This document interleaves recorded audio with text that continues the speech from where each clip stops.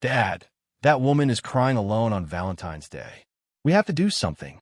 Barth looked up from his menu to see his daughter already walking toward a stranger's table, and his heart stopped.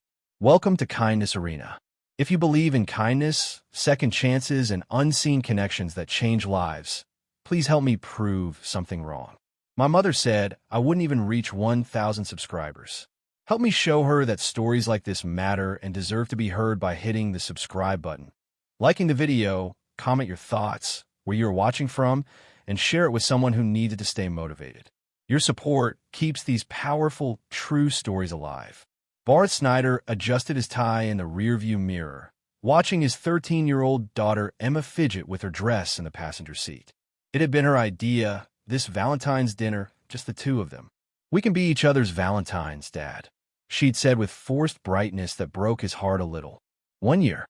1 year since Margaret had lost her battle with cancer. The penthouse still felt too quiet, too vast. Even running a Fortune 500 tech company couldn't fill the emptiness that settled over him each evening. You look beautiful, sweetheart, he said softly. Emma smiled, but he saw the sadness behind it. She missed her mother too. The restaurant was elegant, decorated with roses and candlelight. Barth had chosen it carefully, upscale but not overly romantic, given the circumstances. As the hostess led them to their table, Emma suddenly stopped. Dad, can we switch tables? That one by the window. The hostess looked uncertain. That table was for two, and someone was already seated there alone. But Barth caught sight of what Emma had noticed. A woman, perhaps in her late 30s, dining by herself, dabbing at her eyes with a napkin while pretending to read the menu. She's alone on Valentine's Day, Emma whispered. Like us. Before Barth could respond, his impulsive daughter had already approached the table. Excuse me, Emma said sweetly. My dad and I are having Valentine's dinner together because my mom died last year. Are you alone? Would you like to sit with us? Barth's face flushed with embarrassment, but the woman looked up with surprise that melted into the warmest smile he'd seen in months. The woman laughed softly, wiping her eyes. I'm Claire, and I'm alone because I just finalized my divorce this morning.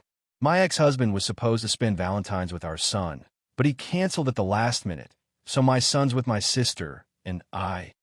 She gestured helplessly at her solitary table. I didn't want to spend the evening crying at home.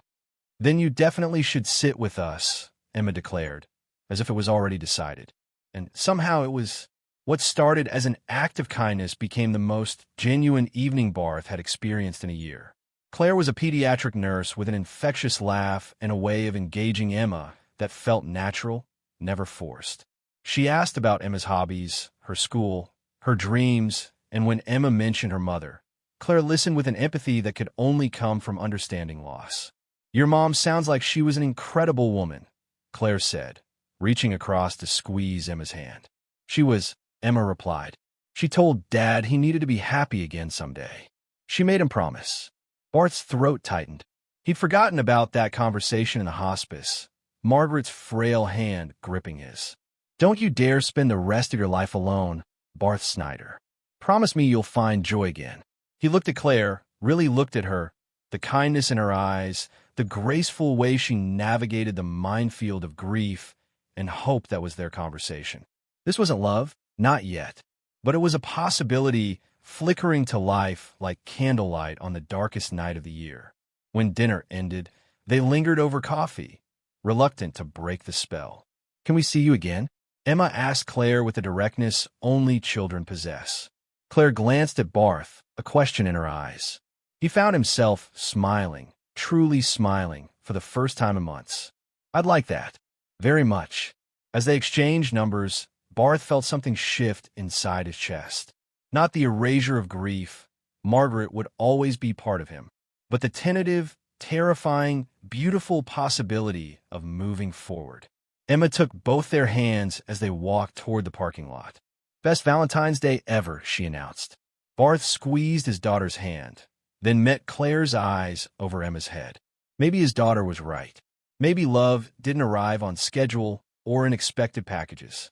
Maybe it appeared on a February night when two broken people and one wise young girl decided to be brave enough to share a table. And maybe, just maybe, That was exactly how it was supposed to happen.